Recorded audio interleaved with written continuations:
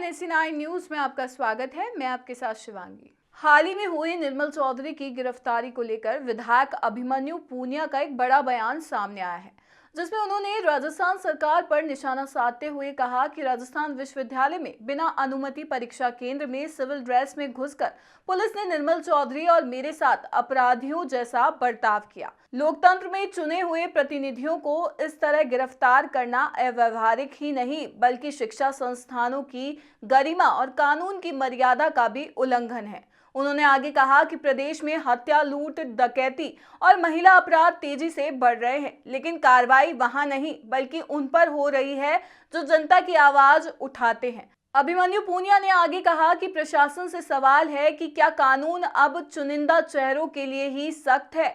लोकतंत्र को कमजोर करने की कोशिशें अब बर्दाश्त नहीं की जाएगी। आइए आपको आगे सुनाते हैं कि क्या कुछ कहा विधायक अभिमन्यु पूनिया ने। कमिश्नर साहब को जो आज विरोध दर्ज ये करवाने आए थे कि जिस तरीके से निर्मल चौधरी को गिरफ्तार करने के लिए जो हमारे एनएसए का पदाधिकारी था और लंबे समय से आंदोलन था 10 दिन से, उसको इस तरीके से गिरफ्तार करना और किस मामले में गिरफ्तार करने की कोशिश की गई और राजस्थान विश्वविद्यालय में बिना परमिशन के पुलिस का जाना, सिविल में पुलिस का जाना, ऐसा क्या वो डाकू अपराधी तो बड़ा था नहीं कि एक पदाधिकारी को, पार्टी के पदाधिकारी को गिरफ्तार करने के लिए इस तरीके से जाते हैं, जो कि लोकतंत्र के अंदर आवाज उठा रहा था। आवाज उठाने का हर नेता को, हर जनप्रतिनिधि को हक है। कमिश्नर साहब ने ये कहा है कि 2022 के मामले में हमने गिरफ्तार किया है, जिसमें वो नामजद था, उसके अलावा उस पर कोई मुकदमा है नहीं, ना उसको कोई नए मुकदमे के अंदर हमने गिरफ्तार किया। और जो 2 मुकदमे थे, जो भी हमारे इस डॉक्टर राकेश की जो हत्या हुई उस मामले में लगे, उसमें निश्चित रूप से उसमें कोई गिरफ्तारी नहीं हुई और उसमें उनका समाधान करने का वो पूरा उन्होंने कहा है कि राज्य सरकार से उन बातचीत की है। और जोगाराम पटेल मंत्री जी ने कल हमें वार्ता के अंदर ये बात कही थी, तो उसमें कोई उसकी गिरफ्तारी नहीं हुई। 2022 का पुराना मामला है, उसमें गिरफ्तार हमने उसको लेकर आए हैं। लेकिन इस तरीके से जो मामला हुआ, इस तरीके से जनप्रतिनिधि के साथ हुआ, अगर पुलिस राजस्थान के अंदर उन हत्या के आरोपियों को गिरफ्तार करे, बजरी माफियाओं को गिरफ्तार करे, डाकुओं को गिरफ्तार करे, तो राज्य सरकार की वाहवाही होगी, बल्कि जनप्रतिनिधियों को गिरफ्तार करने की बजाय।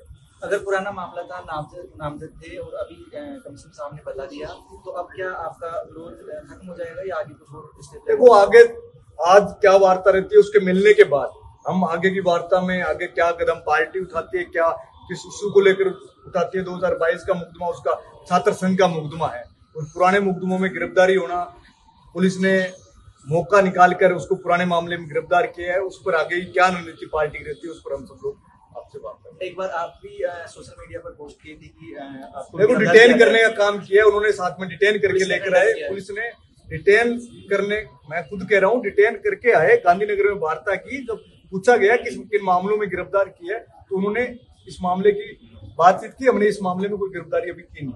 NSE9 न्यूज में इतना ही। आगे की खबरों से अपडेट रहने के लिए बने रहिए NSE9 न्यूज के साथ। नमस्कार।